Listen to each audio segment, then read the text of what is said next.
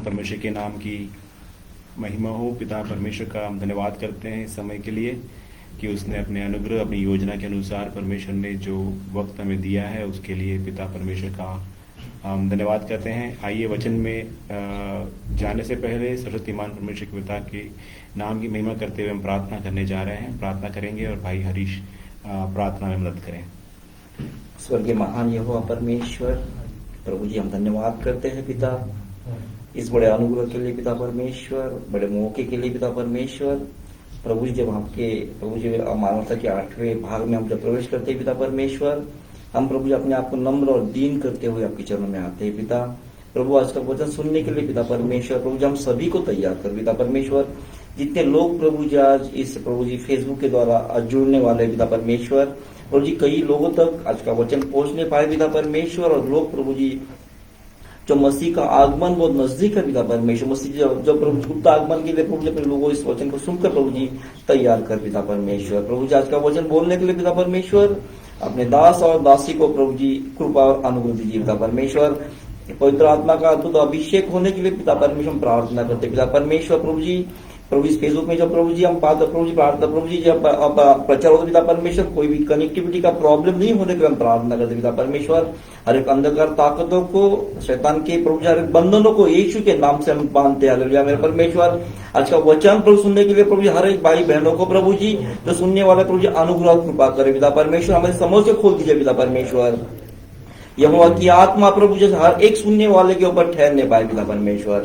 प्रभु जी अपने अनुग्रह के साथ हमें लेके चले पिता परमेश्वर, पवित्र आत्मा की अगुवाई के साथ हमें लेके चले पिता परमेश्वर। और हालेलुया प्रभु जी वचन सुनने के लिए पिता परमेश्वर, प्रभु जी आप सभी को प्रभु जी कृपा करें पिता परमेश्वर। अपने वचन के द्वारा प्रभु जी हर एक को धोए अशुद्ध पवित्र कर पिता परमेश्वर। अनुग्रह करे, कृपा करे परमेश्वर। धन्यवाद करे सारे बातों के लिए पिता परमेश्वर। प्रभु सेवकाई को आपके हाथ में सौंपते पिता परमेश्वर। प्रभु जो लोग प्रभु जी वचन के जो प्यासे है पिता परमेश्वर, प्रभु जी उन सारे लोगों तक वचन को प्रभु जी आप पहुंचाइए पिता परमेश्वर। जो जरिया आपने दिया पिता परमेश्वर, प्रभु जी फेसबुक के लिए हम धन्यवाद करते पिता परमेश्वर की प्रभु जी आपने एक नया प्रभु जी मौका दिया कि प्रभु का वचन कई लोगों तक पहुंचने पाए पिता परमेश्वर। मेरे परमेश्वर आप अनुग्रह करे, कृपा करे। फिर एक बार प्रभु जी अपने दास दासी को आपके हाथ में सौंपते पिता परमेश्वर। उनको होठे को छू ले पिता परमेश्वर, बुद्धि को छू ले पिता परमेश्वर। उन दोनों को प्रभु जी आप शुद्ध पवित्र करे पिता परमेश्वर। पवित्र आत्मा प्रभु जी आग के समान उनके ऊपर प्रभु जी आने के लिए प्रभु प्रार्थना करते पिता परमेश्वर। प्रभु जी आपका कहीं बंधन पिता परमेश्वर प्रभु जी खुलने पाए पिता परमेश्वर। तो वचन में लिखा पिता परमेश्वर अभिषेक सारे बंधनों को, सारे जो को तोड़ देता पिता परमेश्वर। कई बंधन है पिता परमेश्वर, प्रभु जी आज टूटने पाए पिता परमेश्वर। प्रभु जी अपने लोगों को तैयार कर पिता परमेश्वर। सकेत फाटक के तैयार कर, मसीह दुल्हन को तैयार कर पिता परमेश्वर, क्योंकि मसीह का आगमन बहुत निकट है पिता परमेश्वर। प्रभु जी आप अनुग्रह करें, अपने लोगों को प्रभु सहायता करें पिता। धन्यवाद करें सारे बात धन्यवाद आप परमेश्वर। धन्यवाद धन्यवाद हालेलुया धन्यवाद परमेश्वर। महिमा करें महिमा करें हालेलुया। धन्यवाद धन्यवाद हालेलुया। समर्पण के साथ समर्पण के साथ चरण में आते पिता परमेश्वर। आपकी महिमा हो पिता, आपकी महिमा हो पिता परमेश्वर। अभिषेक पिता परमेश्वर, अनुग्रह पिता परमेश्वर। प्रभु के वचन लेकर पिता परमेश्वर, न बल से न शक्ति से परमेश्वर आत्मा के द्वारा हो जाएगा पिता परमेश्वर। आपकी आत्मा पिता परमेश्वर हर एक को छूने पाए पिता परमेश्वर। आपकी आत्मा प्रभु लोगों को बंधन को तोड़ने पाए पिता परमेश्वर। प्रभु जी आपका आप हमें चला पिता परमेश्वर। यीशु मसीह का नाम पिता परमेश्वर हर एक लोग के पास पहुंचने पाए पिता परमेश्वर, क्योंकि और कोई नाम नहीं है पिता परमेश्वर। जो आसमान की जो जमीन को उद्धार के लिए और नाम नहीं पिता परमेश्वर। मसीह का नाम, मसीह की महिमा पिता परमेश्वर और दुनिया के हर एक कोने कोने तक पहुंचने पाए पिता परमेश्वर। अनुग्रह कर पिता परमेश्वर, अनुग्रह पिता परमेश्वर। आपकी जीव, हमारे जीव को आपके हाथ में सौंपते पिता परमेश्वर। समर्पित कर पिता अपने आप को पिता परमेश्वर।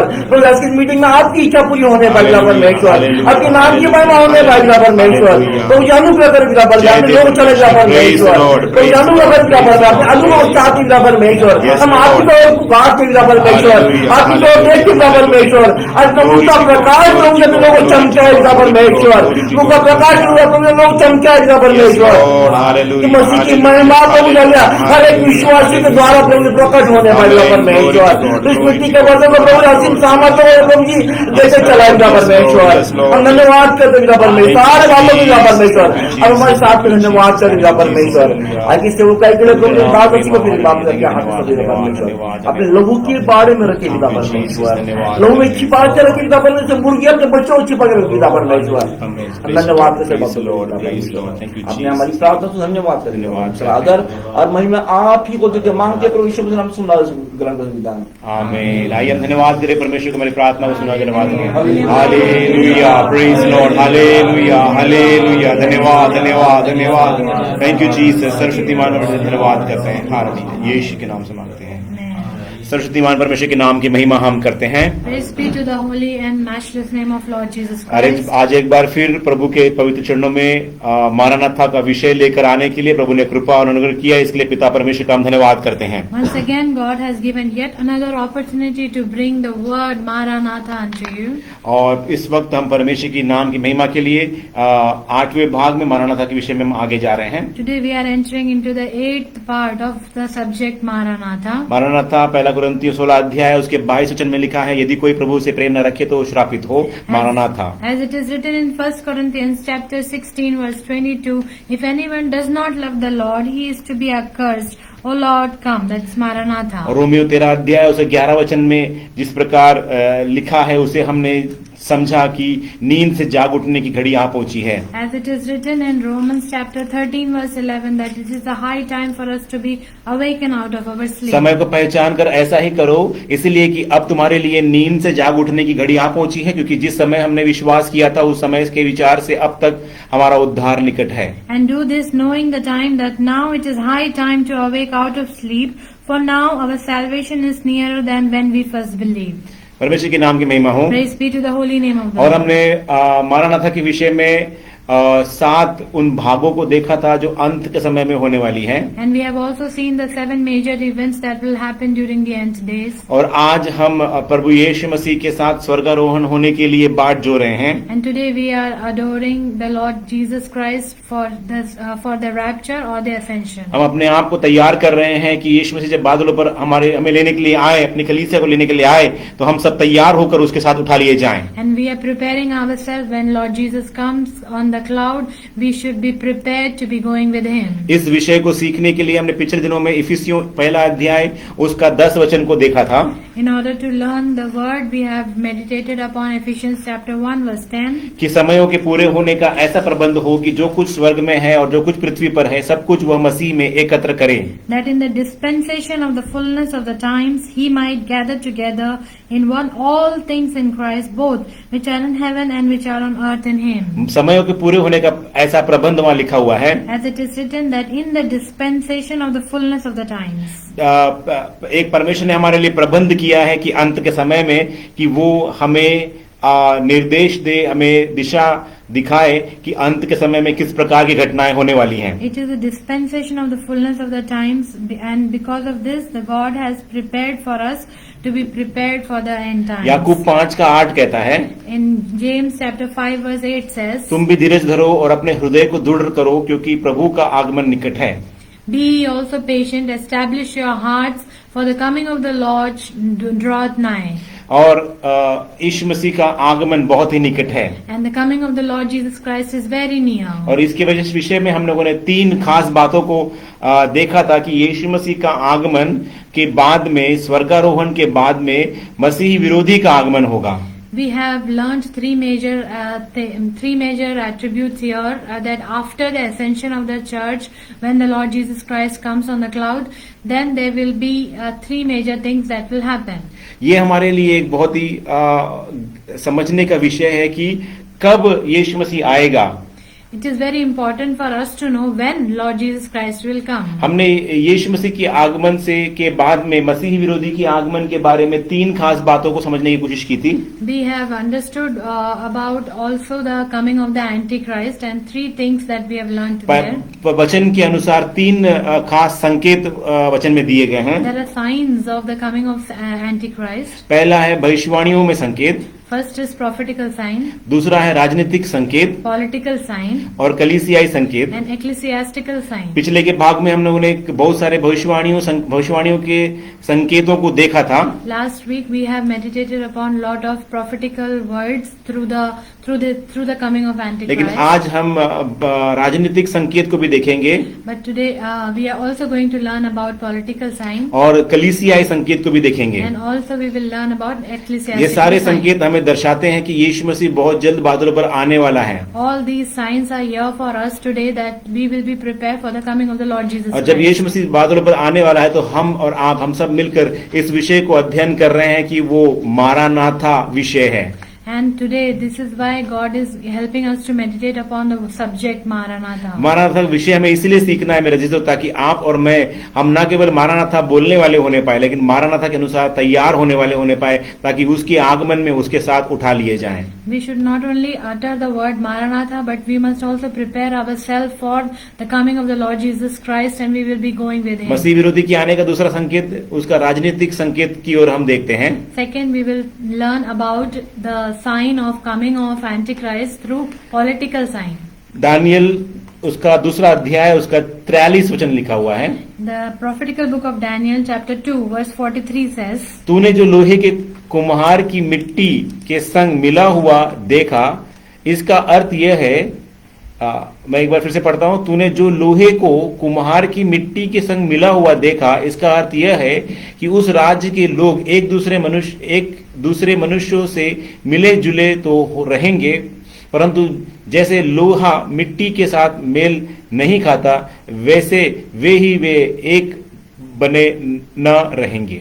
As you saw iron mixed with ceramic clay, they will mingle with the seed of men, but they will not adhere to one another, just as iron does not mix with clay. वहां जिस प्रकार लिखा हुआ है कि वो आपस में कहते तो हैं कि वो एक हैं, लेकिन आपस में वो कई प्रकार से भेद रखते हैं।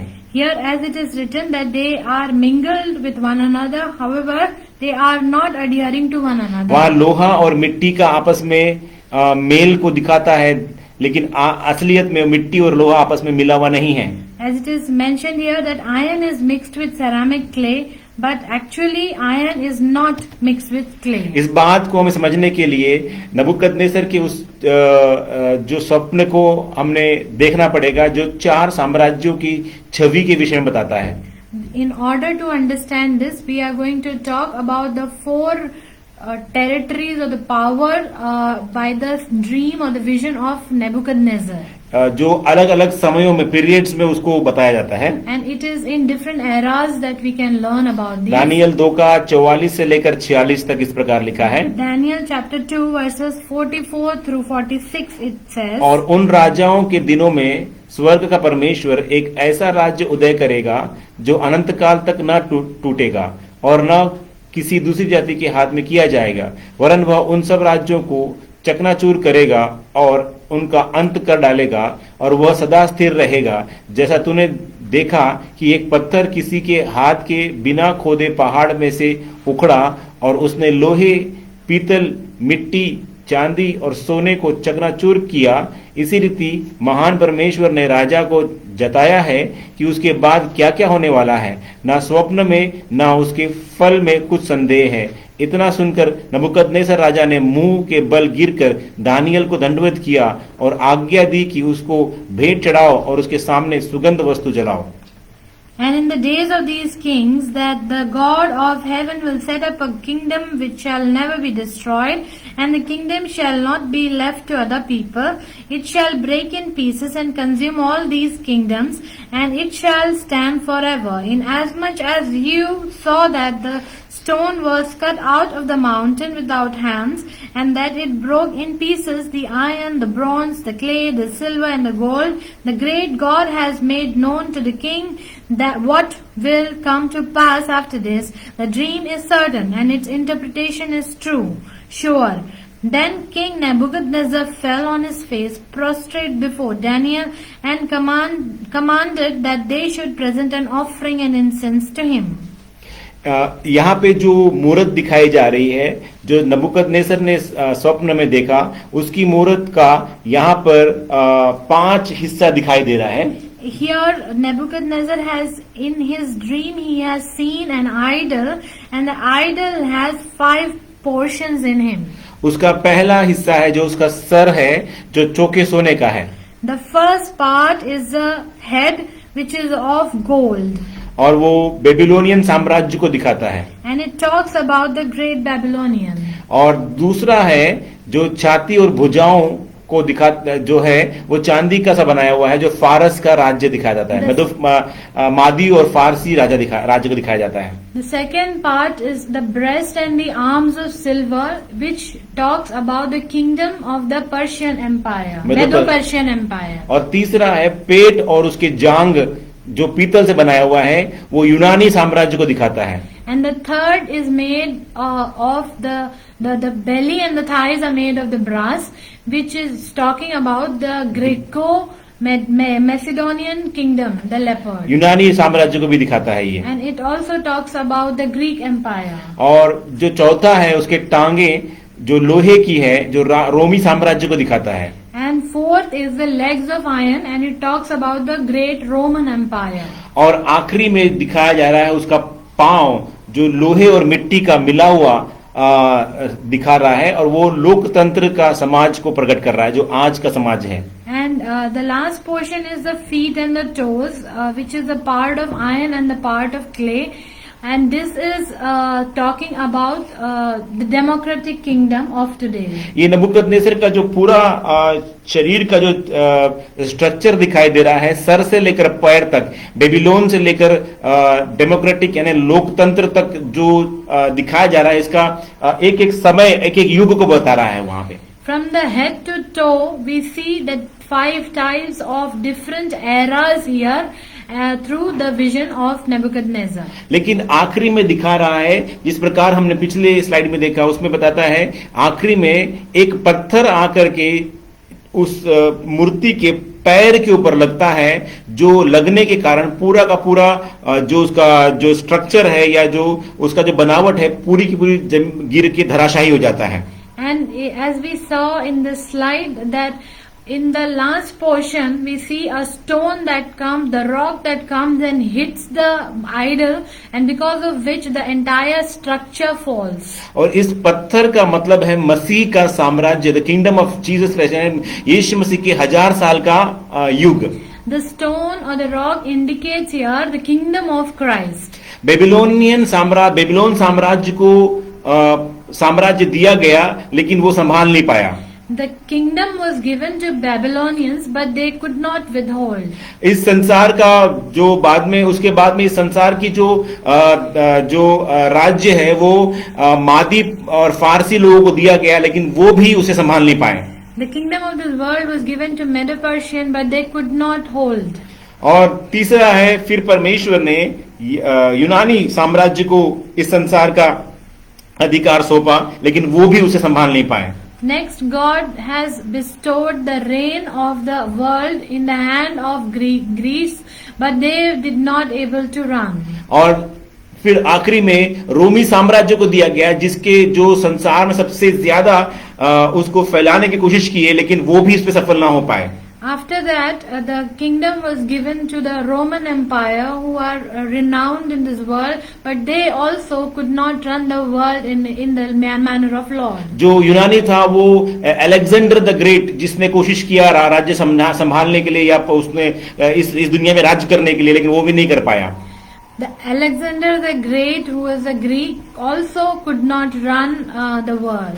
और जो अगला जो है उसका जो रोमी साम्राज्य है वो सीसर के अंदर में आता है, सीसर के हाथ में आया था, लेकिन सीसर भी दुनिया को राज्य नहीं कर पाया। After this, the Roman Empire was given to Caesar, but Caesar also could not run it per the will of God. चाहे वो बेबीलोनियन साम्राज्य हो, फारस साम्राज्य हो, यूनानी साम्राज्य हो या रोमी साम्राज्य हो, ये सारे साम्राज्यों ने इस संसार के ऊपर राज्य कर नहीं पाए पूरी तरह से।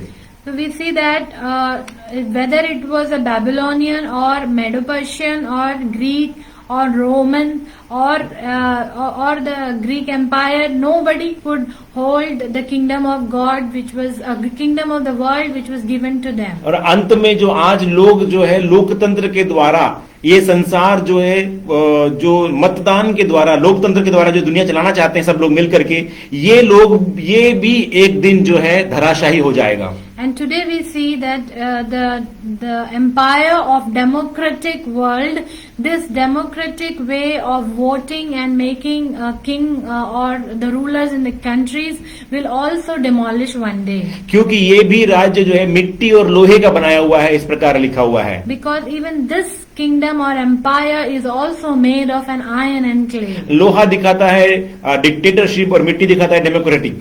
Iron reflects dictatorship and clay reflects democracy. democracy. तो ये दोनों मिला करके ये संसार चल रहा है, कहीं कहीं डेमोक्रेसी है, कहीं कहीं डिक्टेटरशिप है, इस प्रकार से दुनिया चल रही है। So today we also see that the empires are running in some places through dictatorship and some places through democratic. लेकिन अभी अंत का समय निकट है और बहुत ही जल्द ये राज्य भी तोड़ दिया जाएगा। But while we are approaching the end times, even the last empire will be broken. और इन सबको तोड़ने के बाद एक राज्य स्थिर रहेगा, वो है मसीह यीशु का 1000 साल का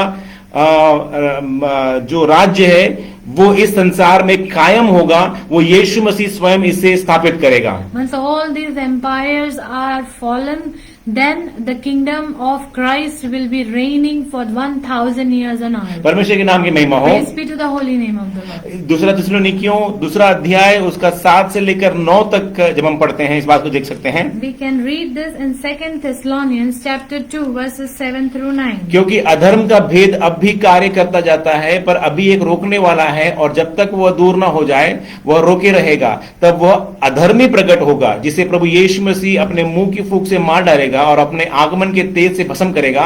उस अधर्मी का आना शैतान के कार्य के अनुसार सब प्रकार की झूठी सामर्थ और चिन्ह और अद्भुत काम के साथ। For the mystery of lawlessness is already at work. Only he who now restrains will do so until he is taken out of the way.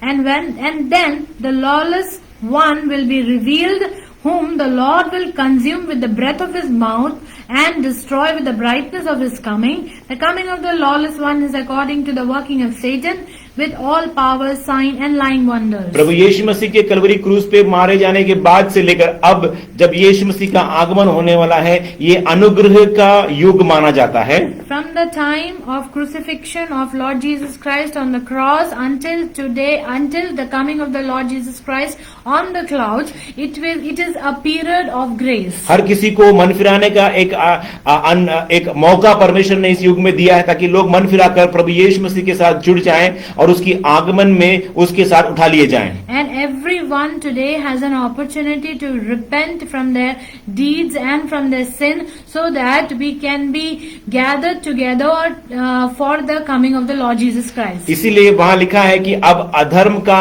भेद अब भी कार्य करता जा रहा है, पर एक रोकने वाला है। ये रोकने वाला पवित्र आत्मा है जो कलीसिया को संभाले हुए हैं, लेकिन अधर्म का भेद भी इसी समय कार्य कर रहा है, क्योंकि वो अधर्मी प्रकट होने वाला है। उसके प्रकट होने के पहले इस संसार से कलीसिया और पवित्र आत्मा दोनों उठा ली जाएगी। As it is written in verse 7 of 2 Thessalonians chapter 2, that he who now restrains, the one who restrains today is the Holy Spirit who is preparing the church today. So once the coming of the Lord Jesus Christ approaches, then even the Holy Spirit will be ascended with the church. अधर्म का भेद अब भी कार्य कर रहा है। Today the mystery of the lawlessness is already at work. इसीलिए इस संसार में जो हर प्रकार से हम देख सकते हैं, जहां कहीं भी डेमोक्रेसी है या डिक्टेटरशिप है, वहां के लोग जो है, वहां के जो पॉलिटिकल या राजनीतिक स्तर है, राजनीतिक जो स्ट्रक्चर है, सब प्रकार से चरमराया हुआ अवस्था में दिख रहा है। Today, whether it be a dictatorship era empire or it is a democratic, we see that everywhere there is a disturbance and chaos. क्योंकि अधर्म का भेद अभी कार्य कर रहा है, ताकि उसके अधर्मी के प्रकट होने के लिए उसके लिए रास्ता खोले। Because the mystery of lawlessness is already at work, so that it will open the door for the one to come. इस संसार में बहुत बड़ी समस्याएं आने वाली है और उसका समाधान किसी के पास नहीं है, लेकिन वो अधर्मी आएगा, उस समस्या समाधान लेकर वही आएगा ताकि उसके राज्य की स्थापना की जाए। There are a lot of problems in the world today, and the problems are increasing day by day.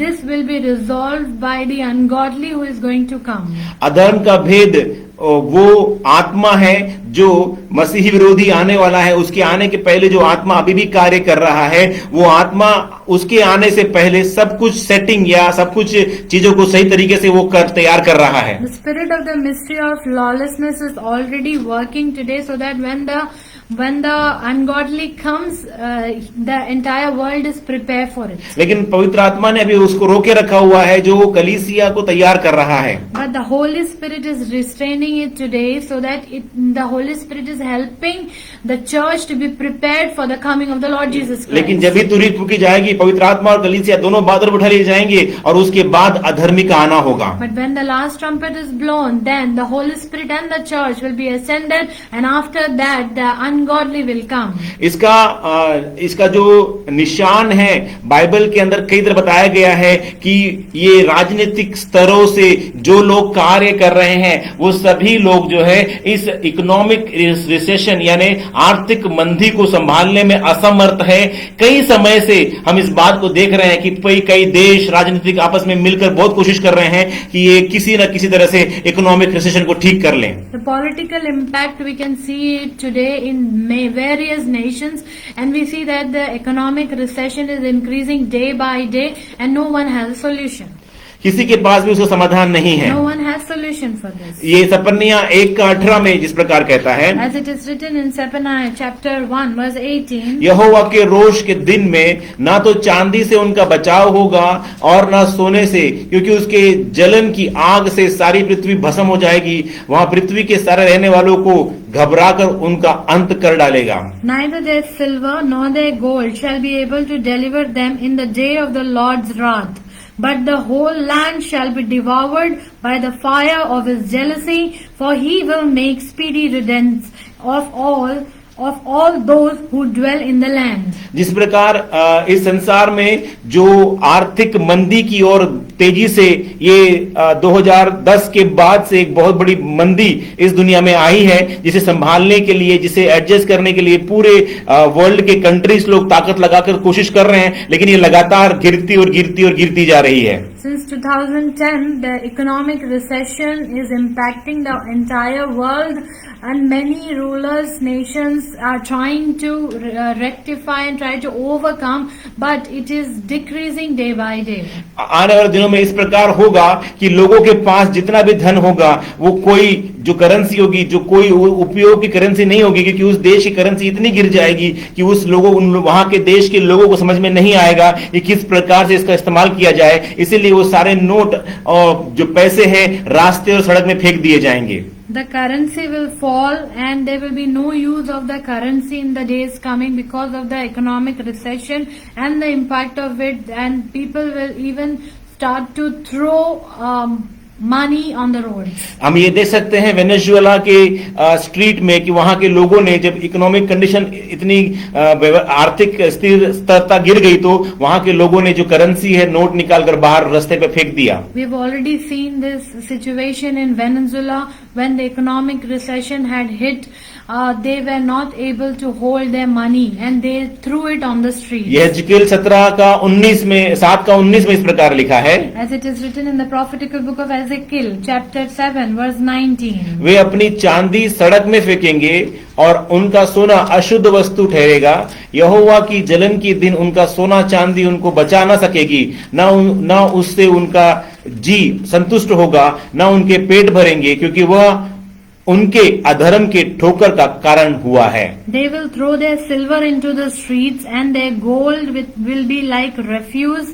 Their silver and their gold will not be able to deliver them in the day of the wrath of the Lord. They will not satisfy their souls nor fulfill their stomachs, because it became their stumbling block of iniquity. इस अभी संसार में labour market में labour supply ज्यादा है, लेकिन नौकरियां कम है। Today in the labor market, the supply is more for laborers, but the demand is less. लोगों के पास में जो बहुमूल्य वस्तुएं हैं वो तो है, लेकिन मार्केट में सेल करने के बाद में उसको वैल्यू नहीं मिल रही है। People have very precious things like gold and silver with them, but while they are going to the market to sell, they do not get the market value. क्योंकि लोगों के पास में परचेसिंग पावर जो है, खरीदी करने की ताकत उनके पास नहीं है। for they do not have purchasing power today. इसीलिए जितना कुछ भी रखा गया है सब कुछ एक व्यर्थ ही दिखाई देता है। That's why whatever they have stored so far seems a waste. चाहे सोना हो, चांदी हो, या जमीन हो, या जायदाद हो, या जेवरात हो, सब कुछ उनके नजरों में जो है ऐसा चीज माना जाता है जिससे कोई समाधान नहीं होता है उनके जीवन में। Be it a gold, silver, land or money, anything do they, whatever do they have today is have no value. हम देख सकते हैं सारे संसार में बहुत बड़ी जो है अनएम्प्लॉयमेंट यानी बेरोजगारी की एक बड़ी लहर को हम देख सक रहे हैं। In the entire world we see the layer of unemployment. और ये सारी चीजें मेरे अजीजों धीरे धीरे ट्रेड इम्बैलेंस की ओर जा रहा है, फाइनेंशियल क्राइसिस की ओर जा रहा है, करेंसी वॉर की ओर जा रहा है, ट्रेड वॉर की ओर जा रहा है, कोल्ड वॉर की ओर जा रहा है, और धीरे धीरे ये एक बड़े महायुद्ध की ओर दर्शा रहा है। And this crisis is leading to the world war, which is starting from the trade imbalance, financial crisis, currency war, trade war, and then there will be world war. और बहुत से जितने भी देश में लोग, जितने भी लोग देश में प्रधान हैं, उन्होंने देश का कानून को अपने हाथ में ले लिया है। And those who are the rulers of the nations today have controlled the power in their hand. और जो न्यायिक जो प्रक्रिया है और जो जुडिशरी सिस्टम है,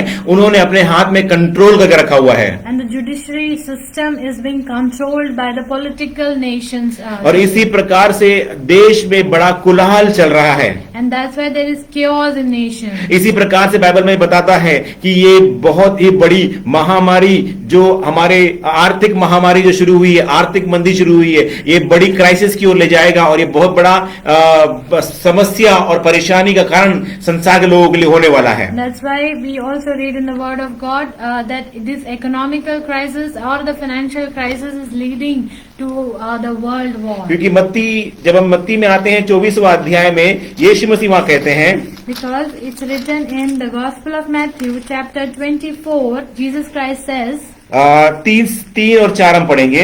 and here Jesus Christ says in verse 3 and 4, जब वह जैतून के पहाड़ पर बैठा था तो चेलों ने एकांत में आकर उससे कहा, हमें बता कि ये बातें कब होंगी, तेरा आने का और जगत के अंत का क्या चिन्ह होगा। यीशु ने उनको उत्तर दिया, सावधान हो, कोई तुम्हें ना भरमाए, क्योंकि बहुत से ऐसे होंगे जो मेरे नाम से आकर कहेंगे मैं मसीह हूं, और बहुतों को भरमाएंगे। तुम लड़ाइयों और लड़ाई चर्चा सुनोगे तो घबरा ना जाना, क्योंकि इनका होना अवश्य है, परंतु उस समय अंत ना होगा। verses 3 through 6, और 7वां पढ़ेंगे उसकी, क्योंकि जाति पर जाति और राज्य पर राज्य चढ़ाई करेगा, और जगह जगह अकाल पड़ेंगे और भूकंप होंगे। ये सब बातें पीड़ाओं का आरंभ होगी। Now as he sat on the Mount of Olives, the disciple came to him privately saying, Tell us, when will these things be? And what will be the sign of your coming and of the end of the age? And Jesus answered and said to them, Take heed that no one deceives you. For many will come in my name, saying, I am the Christ, and will deceive many. And you will hear of wars and rumors of wars. See that you are not troubled. For all these things must come to pass, but the end is not yet. For nation will rise against nation, and kingdom against kingdom. And there will be famine, pestilence, and earthquakes in various places. तुम वहां पे 6वें बच्चे में लिखा है, तुम लड़ाइयों और लड़ाइयों की चर्चा सुनोगे। As it is written in verse 6, and you will hear of wars and rumors of wars. आज दुनिया में हर एक देश में अंदर भी लड़ाई है और हर एक देश के बाहर भी लड़ाई है। Today we see that in the nations today, inside and outside there are fights and wars. Intra battles है और इंटर बैटल्स है, इंटर कंट्री बैटल्स है। There are inter and intra-country battles. तो लोग अंदर ही अंदर आपस में जल रहे हैं, लोग अंदर ही अंदर आपस में मुसीबत और परेशानियों से भरे हुए हैं, और वो चाहते हैं कि बड़ा युद्ध हो जाए और सब मामला खत्म हो जाए। And people are burning within themselves and trying to stop this problem or the crisis that's occurring. एक कंट्री दूसरी कंट्री की जो ट्रेडिंग कैपेसिटी है उसको घटाना चाहता है, और एक ट्रेड वार जो है पूरी तरह से शुरू हो चुका है। We see even the trade war beginning is increasing day by day, and each country is trying to stop the other country from trading. इसी वजह से लोगों के बीच में अनएम्प्लॉयमेंट या बेरोजगारी बढ़ रही है। That's why we see unemployment increasing. और इसी प्रकार से पॉपुलेशन जो रुकने का नाम नहीं ले रहा, बहुत तेजी से जो है जनसंख्या बढ़ती जा रही है and the population is rising day by day. और हर देश को लगता है कि उसके देश के नागरिक को पहले नौकरी मिलनी चाहिए, बाद में बाहर के लोगों को। And every country thinks of their own nationalities to gain the job first rather the expatriates. और कई हम राजनीतिक को देखते हैं, वो बहुत ही जो है जो इकोनॉमिक कानून है उसको तोड़ करके जो है चीटिंग्स कर रहे हैं या करप्शंस कर रहे हैं, करप्शन बढ़ रहा है। The politicians are trying to cheat and bring corruption in the country. और जो कंट्रीज है, जो गवर्नमेंट्स है, वो अपना पैसा प्रिंट करके जो है छाप रहे हैं और उसी की वजह से जो है करेंसी की वैल्यू घटती जा रही है। And governments are printing their own money, and because of which the currency value is decreasing. Import export में बहुत सारी समस्याएं पैदा हो रही हैं। There is a lot of problem in import and export. उसके द्वारा कई देश जो है कर्ज में डूबते जा रहे हैं। That's why the countries or nations are falling under debt. कई कंट्रियां बैंकरप्टेड हो चुकी हैं। There are many देश। countries or nations which are bankrupted today. क्योंकि ट्रेड डेफिसिट बढ़ रहा है। Because trade deficit is increasing. ये सारी चीजें जो है एक बहुत बड़ी जंग और एक बड़ी महायुद्ध की ओर दिशा निर्देश कर रहा है। All these imbalance and crisis is leading towards a great इसका world war. एडवांटेज जो है, इसका फायदा मसीही विरोधी को होने वाला है। And all this advantage will be going to the Antichrist. हम मनुष्यों को कुछ भी फायदा होने वाला नहीं, हमारा नुकसान ही नुकसान है। Human beings are not going to get any लेकिन advantage. इस शैतान ने, इस अधर्म के भेद ने, इस अधर्मी ने सब लोगों की आंखों में पट्टी डाल दिया है, वो अंधे होकर इस नाश की ओर जा रहे हैं। And the Antichrist has made all the human being blind today so that we all go into the hellfire. इसी प्रकार से ये पूरा राजनीतिक तौर, जो राजनीतिक स्ट्रक्चर है, ये धीरे धीरे कमजोर हो रहा है। And we see that entire political world is diminishing day by day. इसलिए सब लोग इकट्ठा हो रहे हैं, एक साथ आ रहे हैं, यूएनओ में खड़े हो रहे हैं और वो चाहते हैं कि एक कोई लीडर तैयार हो, एक कोई नेता तैयार हो जो सारे संसार में आकर हमारी समस्याओं का समाधान करे। That's why we see that all the rulers are gathering together in the UNO and trying to bring one ruler who would come as a king and resolve all the problems. इसी संयुक्त राष्ट्र जो United nation है, वहां पर ही ये मसीही विरोधी आकर वहां बैठेगा और संसार को लीड करेगा और वहां से राज्य करेगा। The Antichrist will come and sit on the throne of UN. इसी प्रकार हम तीसरे भाग को भी हम देखेंगे जो कलीसियाई संकेत है। And we see the third sign, which is the ecclesiastical कलीसिया के sign. अंदर में ही प्रभु के दासों ने, प्रेरितों ने इस कलीसिया के अंदर होने वाली सब मसीह विरोधी की चाल चलन को उन्होंने पहले से ही प्रकट कर दिया था। The servants of God have already declared whatever the signs that will occur in the last days. कलीसिया जिस दिशा की ओर बढ़ रही है, उस दिशा की ओर हम देख सकते हैं, उसको देखकर समझ सकते हैं कि अधर्म का भेद कार्य कर रहा है और मसीह विरोधी बहुत जल्द और शीघ्र आने वाला है। We can see from the direction in which the church is going today, we understand that the coming of the Antichrist is very soon. हम भविष्यवाणी से संकेतों को देखे थे, We have seen through the prophetical signs. हमने राजनीतिक संकेतों को देखे थे, We have seen the political signs. अब हम कलीसियाई संकेत को देख रहे हैं। And today we will also learn about ecclesiastical signs. पहला यूहन्ना दूसरा अध्याय उसका 18 से लेकर 27 तक किस प्रकार कहता है। 1 John chapter 2 verses 18 through 27 it says, हे लड़कों, यह अंतिम समय है और जैसा तुमने सुना है कि मसीह का विरोधी आने वाला है, उसके अनुसार अब भी तुम में से मसीह विरोधी उठ खड़े हुए हैं। इससे हम जानते हैं कि यह अंतिम समय है। वे निकले तो हम में से हैं, पर हम में के थे नहीं, क्योंकि यदि वे हम में के होते तो हमारे साथ रहते, पर निकल इसलिए गए कि वो यह प्रकट हो कि वे सब हम में के नहीं हैं। परंतु तुम्हारा तो उस पवित्र से अभिषेक हुआ है और तुम सब कुछ जानते हो। मैंने तुम्हें इसलिए नहीं लिखा कि तुम सत्य को नहीं जानते, पर इसलिए कि उसे जानते हो और इसके लिए कि कोई झूठ सत्य की ओर से नहीं। झूठा कौन है? केवल वह जो यीशु मसीह को मसीह होने का इनकार करता है, और मसीह का विरोधी वही है जो पिता का और पुत्र का इनकार करता है। जो कोई पुत्र का इनकार करता है वो उसके पास पिता भी नहीं। जो पुत्र को मान लेता है उसके पास पिता भी है। जो कुछ तुमने आरंभ से सुना है वही तुम में बना रहे। जो तुमने आरंभ से सुना है यदि वह तुम में बना रहे तो तुम भी पुत्र और पिता में बने रहोगे। और उसने हमसे प्रतिज्ञा की वो अनंत जीवन है। हमने ये बातें तुम्हें उनके विषय में लिखी है जो तुम्हें भरमाते हैं, परंतु तुम्हारा वह अभिषेक जो उसकी ओर से किया गया है तुम्हें बना रहता है, और तुम्हें इसका प्रयोजन नहीं कि कोई तुम्हें सिखाए, वरन जैसे वो अभिषेक जो तुम्हारी ओर जो उसकी ओर से किया गया है तुम्हें सब बातें सिखाता है, और यह सच्चा है और झूठा नहीं, और जैसा उसने तुम्हें सिखाया है वैसे ही तुम उसमें बने रहो। Little children, it is the last hour, and as you have heard that the Antichrist is coming, even now many Antichrists have come, by which we know that this is the last hour. They went out from us, but they were not of us. For if they had been of us, they would have continued with us. But they went out that they might be made manifest that none of them were aware of us. But you have an anointing from the Holy One, and you know all things. I have not written to you because you do not know the truth, but because you know it, and that no lie is of the truth. Who is a liar? That he who denies that Jesus is that Christ. He is Antichrist, who denies the Father and the Son. Whoever denies the Son does not have the Father either. He who acknowledges the Son has the Father also. Therefore, let that abide in you which you have heard from the beginning. If what you heard from the beginning abides in you, you also will abide in the Son and in the Father.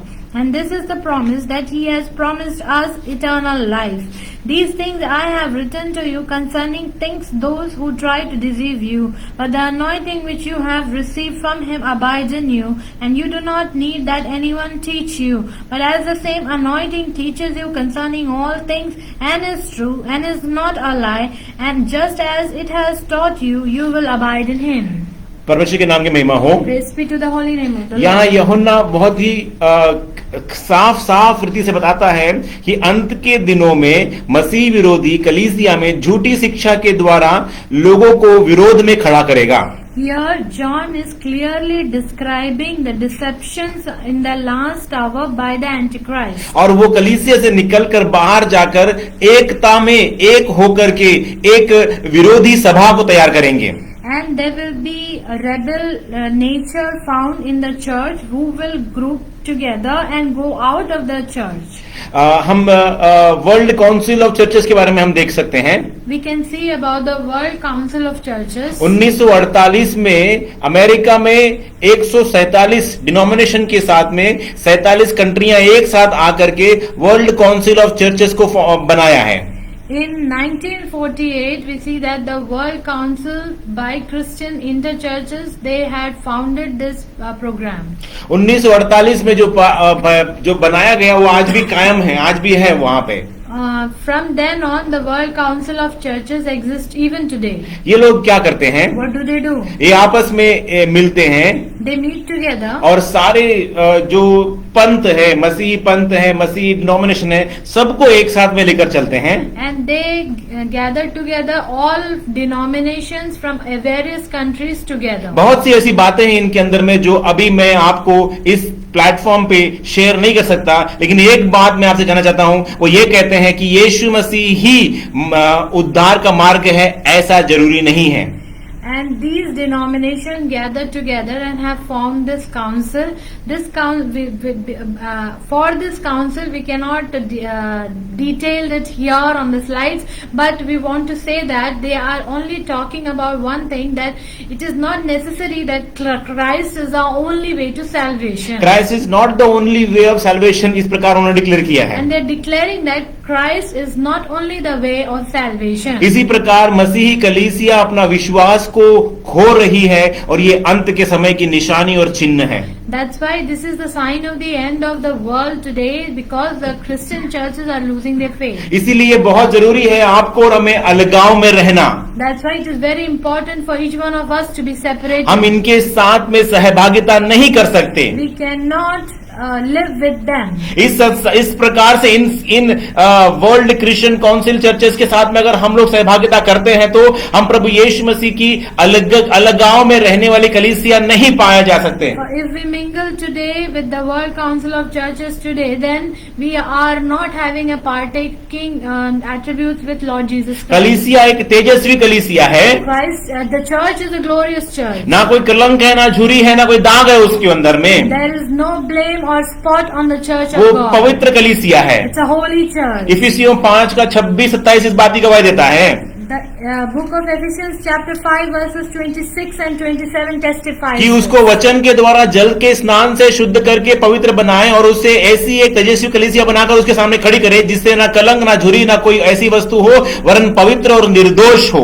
that he might sanctify and cleanse it with the washing of water by the word, that he might present it to himself a glorious church, not having spot or wrinkle or any such thing, that it should be holy and without blemish. परमेश्वर के वचन के द्वारा उस कलीसिया का निर्माण किया जाए और पवित्र आत्मा के द्वारा उसे धोकर शुद्ध किया जाए और पवित्र यीशु मसीह के लहू से वो कलीसिया जो है पवित्र की और शुद्ध की जाए, जिसमें ना कोई कलंक हो, ना झुरी हो, ना कोई ऐसी वस्तु पाई जाए, वरन पवित्र निर्दोष रहे। Through the word of God, the church should be formed, and through the Holy Spirit, the church should be prepared, and through the blood of the Lord Jesus Christ, the church should be cleansed. This is the church of the glorious church of God. ना कोई कलंक, ना झुरी, ना ऐसी कोई वस्तु नहीं पाई मेरे जिसो, लेकिन पवित्र और निर्दोष होना है तो आपको और हमें कलीसिया को एक अलगाव का जीवन इस संसार में बिताना है। This church should not have any spot, wrinkle or any such thing.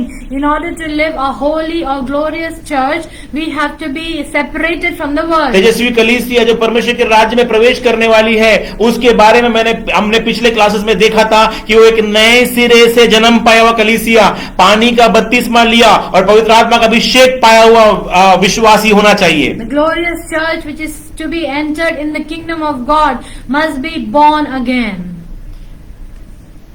and water baptized and should be baptized with the Holy Spirit. इसी प्रकार प्रेरितों का काम 2 अध्याय उसका 40 वचन में लिखा हुआ है। And also it is written in Acts chapter 2 verse 40. उसने बहुत और बातें से भी गवाही देकर समझाया कि अपने को इस टेढ़ी गति से बचाओ। And with many other words he testify and exhort, saying, save yourself from this untoward generation. ऐसी टेढ़ी जातियों से अपने आप को बचाओ।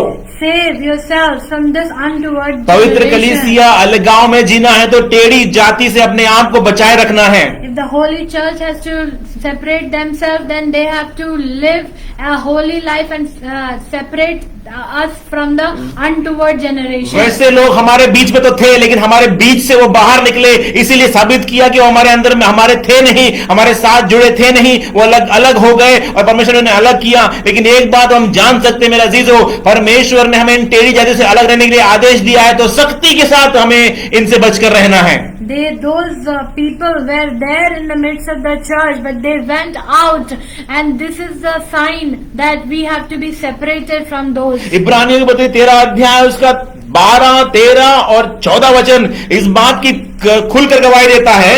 The book of Hebrews chapter 13 verses 12, 13 and 14 testifies. इसी कारण यीशु ने भी लोगों को अपने ही लहू के द्वारा पवित्र करने के लिए फाटक के बाहर दुख उठाया। इसलिए आओ उसकी निंदा अपने ऊपर लिए हुए छावनी से बाहर उसके पास निकल चले, क्योंकि यहाँ हमारा कोई स्थायी नगर नहीं वरन हम एक आने वाले नगरी खोज में हैं। Jesus also suffered outside the city gate to make the people holy through his own blood. Let us then go to him outside the camp, bearing the disgrace he bore.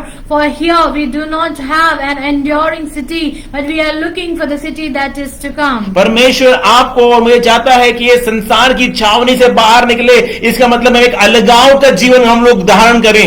God wants us to be living out of the camp, so that means that we should be living a life of separation. यहाँ इस संसार के साथ unity में, एकता में ना रहते हुए, इस संसार से अलगाव प्राप्त करते हुए, इस संसार से अलग रहते हुए हम अपने आप को उस नए नगर की खोज, नए यरूशलेम की खोज में लगातार निरंतर लगे रहें, ताकि हम इस संसार में परदेसी और मुसाफिर करके अपने आप को बचाने जाएं। So we do not have to live or mingle or have any unity with the people of this world, but we must be separated because we are looking for the city that is to come, which is New Jerusalem. परमेश्वर की दृष्टि में आप ऐसी एक जाति बनना है जो परमेश्वर के लिए निरंतर निरंतर अलगाव में रहे और परमेश्वर के लिए समर्पित रहे। We have to become the chosen generation which is separated unto the Lord. जब तक आप परमेश्वर के लिए अलगाव में नहीं रहेंगे, परमेश्वर के लिए समर्पित नहीं रहेंगे, तब तक आप परमेश्वर की महिमा अपने जीवन के द्वारा नहीं कर पाएंगे। For if we are not separated for the Lord, we will not be able to glorify Him through our lives. Separated and dedicated for the Lord. Praise the Lord. Hallelujah. परमेश्वर के लिए समर्पित और परमेश्वर के लिए अलगाव। We must be dedicated and separated for the Lord. हमें निरंतर ये प्रार्थना करना है कि परमेश्वर इस संसार में हमें संसारिक ना बने, लेकिन परमेश्वर आपकी महिमा के लिए हम इस्तेमाल किए जाएं। We should not be worldly today, and we must pray accordingly so that we are separated from this untoward generation. ना घबराएं, ना डरे, क्योंकि यहोवा परमेश्वर अलगाव में रहने वाली कलीसिया के साथ स्वयं चलता फिरता और उठता बैठता है। We should not be fearful or we should not be worried today, because the Lord God Himself dwells with the one who is separated for the Lord. दूसरा कुरिन्थियों 6वां अध्याय उसका 14 से लेकर 18 तक 14 से लेकर 18 तक इस बात की गवाही देता है। 2 Corinthians chapter 6 verses 14 through 18 testifies this. अविश्वासियों के साथ असमान जुए में न जुटो, क्योंकि धार्मिकता का अधर्म का क्या मेल जोल, क्या ज्योति और अंधकार का क्या संगति, और मसीह का बलियाल के साथ क्या लगाओ, या विश्वासियों के साथ अविश्वासियों को क्या नाता, और मूर्तियों के साथ परमेश्वर के मंदिर का क्या संबंध, क्योंकि हम तो जीवित परमेश्वर के मंदिर हैं। जैसा परमेश्वर ने कहा, मैं उसमें बसूंगा, उनमें चला फिरा करूंगा, और मैं उनका परमेश्वर होऊंगा और वे मेरे लोग होंगे।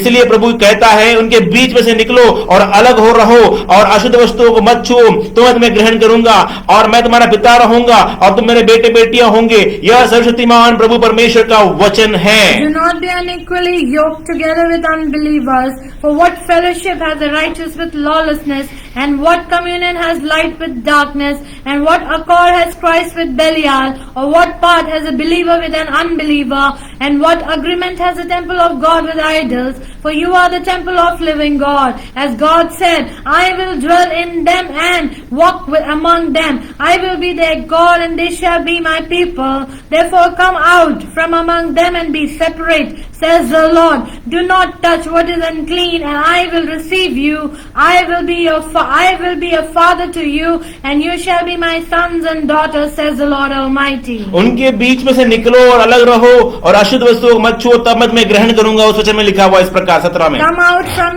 among them and be separate, says the Lord. Do not touch what is unclean, and I will receive अलगाव you. का शब्द परमेश्वर यहोवा के मुंह से ही निकला हुआ है, The Lord God Himself says the word separate. क्योंकि ये संसार शैतान के वश में है। For the world is in the control of them. ये सब संसार के मसीह ईसाई लोगों को मिल करके एक झुंड बना करके, एक काउंसिल बना के, वो लोगों ने परमेश्वर के सन्मुख में फिर से बाबेल का घुम्मट बनाने का बहुत बड़ा अपराध किया है। Gathering together nations and the churches through the nations are proving today that they're making another empire of Babylon. अविश्वासियों के साथ असमान जुए में न जुटो, क्योंकि धार्मिकता का और अधर्म का क्या मेलजोल, या ज्योति और अंधकार का क्या संगति। Do not be unequally yoked together with unbelievers. For what fellowship has righteousness with lawlessness, and what communion has light with darkness? गिनती उसका 23वां अध्याय उसका 9 वचन क्लियरली हमें बताता है कि हमें अलगाव का जीवन जीना है। In Numbers chapter 23 verse 9 clearly indicates how we should be living a life of separation. चट्टानों की चोटी पर से वे मुझे दिखाई पड़ते हैं, पहाड़ियों पर से मैं उसको देखता हूँ। वह ऐसी जाति है जो अकेली बसी रहेगी और अन्य जातियों से अलग गिनी जाएगी। From the top of the rocks I see, from the hills I behold him. There are people dwelling alone, not reckoning itself among the nations. परमेश्वर की शक्ति और परमेश्वर की सामर्थ आपको अलगाव के समय ही परमेश्वर की महिमा, उसकी सामर्थ, उसकी शक्ति आपके जीवन में अनुभव से आप प्राप्त कर सकते हो। We can see the divine power of God in our lives only when we live a life of separation. Romeo 12 का 1 और 2 भी इस बात की गवाही देता है। Romans chapter 12 verses 1 and 2 also testify. इसलिए हे भाइयों, मैं तुमसे परमेश्वर की दया स्मरण दिलाकर विनती करता हूँ कि अपने शरीर को जीवित और पवित्र और परमेश्वर को भावता हुआ बलिदान में चढ़ाओ, यही तुम्हारी आत्मिक सेवा है।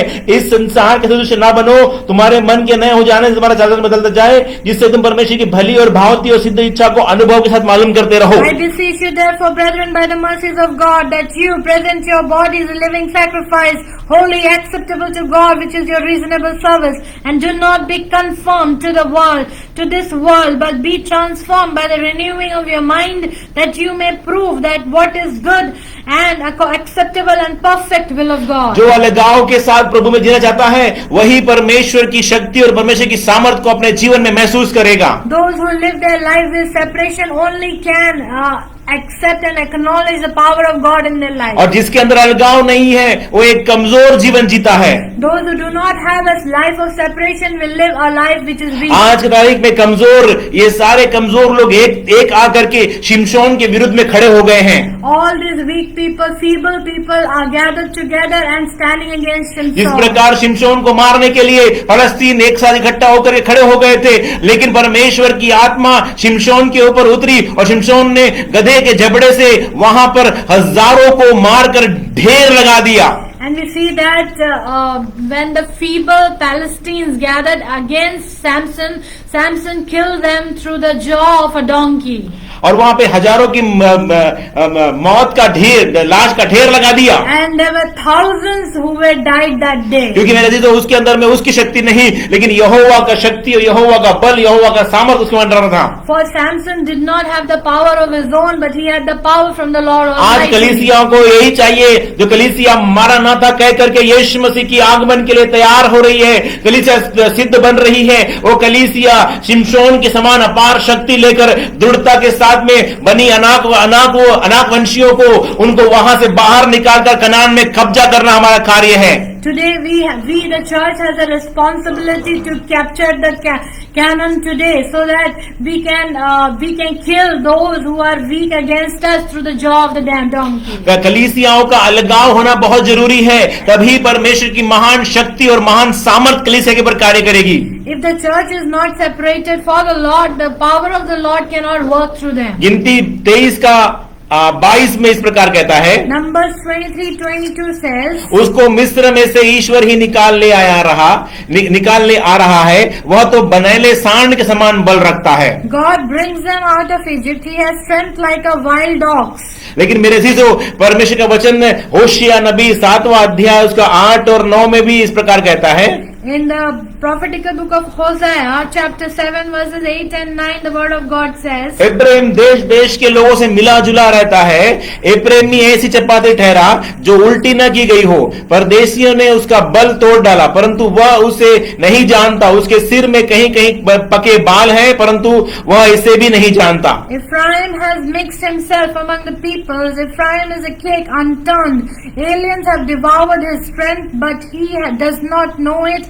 Yes, gray hairs are here and there on him, yet he does not know it. अगर इस संसार के साथ हम मिले जुले रहेंगे तो परमेश्वर की सामर्थ हमारे ऊपर कार्य नहीं करेगी और हमारे जीवन में क्या क्या हो रहा है उसके बारे में हमें मालूम नहीं चलेगा। If we are mixed with the people of this world, we will not have the power of God working in our life, and we will not know what's going to come.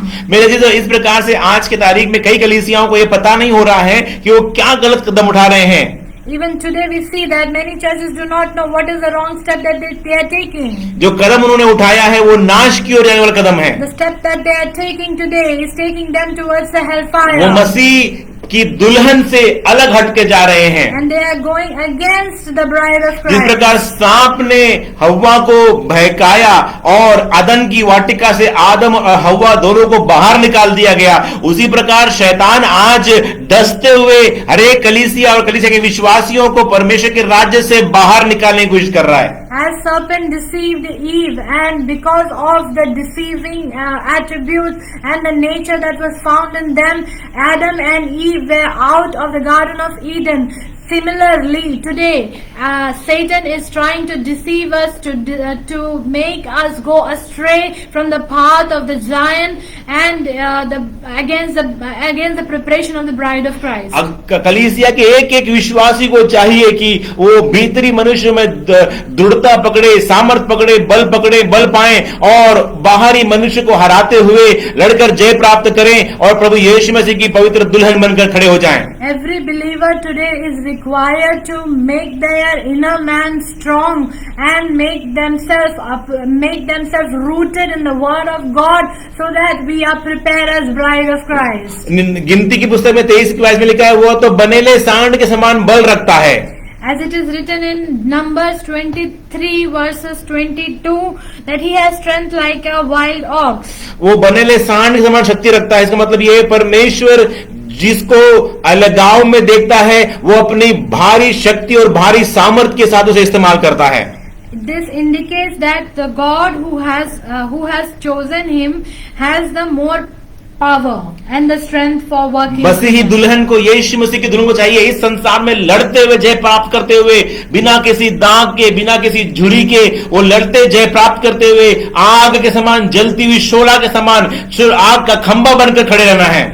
Today the church of God must be preparing themselves for like a burning fire. They should be preparing themselves without having any wrinkle or spot in them, and preparing the word of God with power and anointing. हमें अलगाव अगर नहीं है तो हम परमेश्वर के सन्मुख में वो पवित्रता का जीवन हम व्यतीत नहीं कर पाएंगे। If we do not have the separate life of separation in us, we will not be able to live a life of holiness. हम वो शुद्धिकरण को, उस पवित्रता को, उस सैंक्टिफिकेशन को प्राप्त नहीं कर पाएंगे। And we will not reach towards sanctification. Romeo 15:16 कहता है Romans chapter 15 verse 16 says कि मैंने अन्य जातियों के लिए मसीह यीशु का सेवक होकर परमेश्वर के सुसमाचार की सेवा याजक के समान करूं, जिससे अन्य जाति का मानो चढ़ाया जाना पवित्र आत्मा से पवित्र बनकर ग्रहण किया जाए।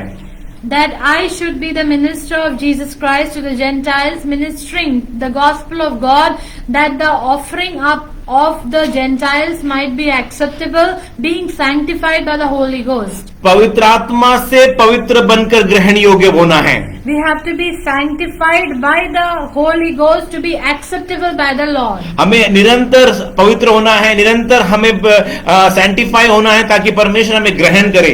We need to be continuously cleansing and sanctifying ourselves so that God can accept us. ये शुद्धिकरण क्या है? What is this holiness? ये पवित्रकरण क्या है? What does the sanctification mean? जब इजरायली लोग मिस्र से निकलकर कनान की ओर जा रहे थे, When Israelites were reaching towards Canaan, Kanan पहुंचने के बाद उन्होंने वहां देखा कि कई राजा और कई राष्ट्र के लोग वहां पर थे, उन्हें उनके साथ लड़कर जय पाना था। and they saw that there were many dominions, powers over there.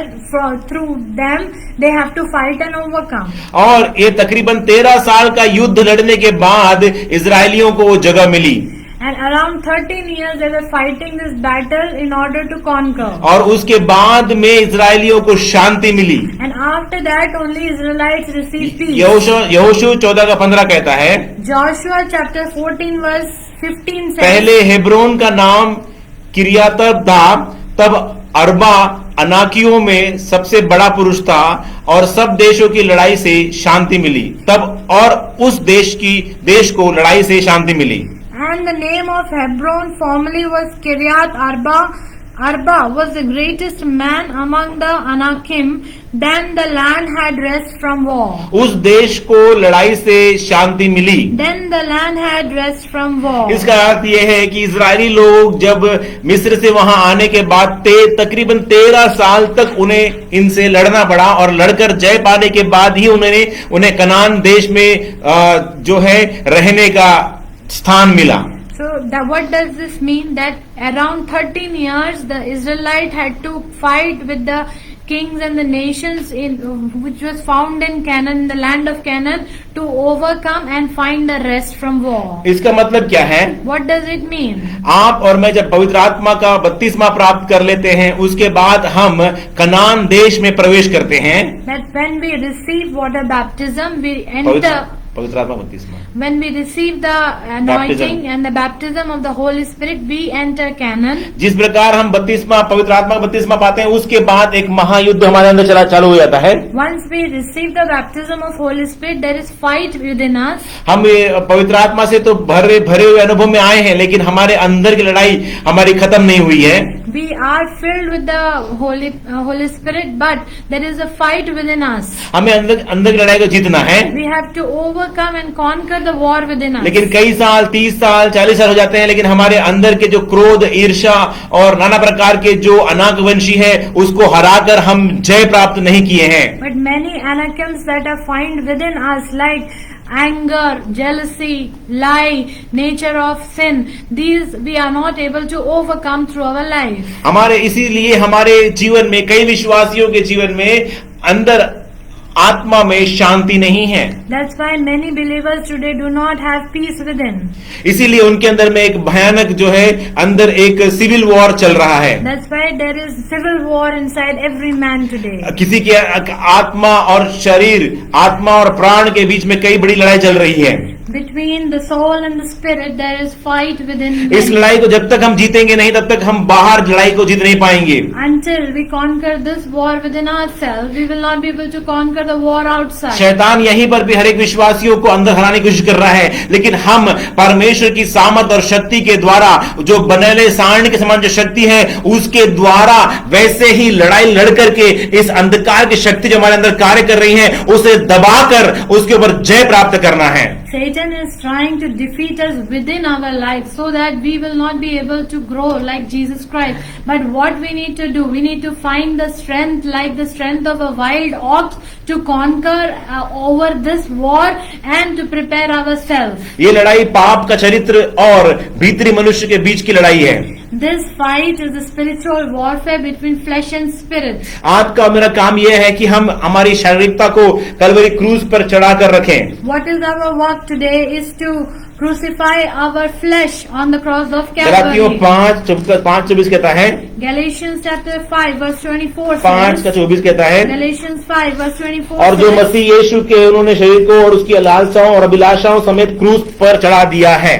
Galatians chapter 5 verse 24 says, and those who are Christ have crucified the flesh with its passion and desires. हमें चाहिए कि हमारे अंदर के जो जानवर है उसे काबू में रखे, पिंजरे में रखे, बांध के रखे, ना कि उसे खुला छोड़ दे। We need to control the flesh or the nature of flesh in us, the wild beast which is found in us, under control. इसीलिए पहला कुरिन्थियों 9वां अध्याय उसका 27 वचन में पौलुस कहता है, That's why in 1 Corinthians 9:27, chapter 9 verse 27 Paul says, परंतु मैं अपनी देह को मारता, कूटता और वश में लाता हूं, कहीं ऐसा ना हो कि औरों को प्रचार करके मैं अपने आप ही किसी रीति से निकम्मा ठहरूं।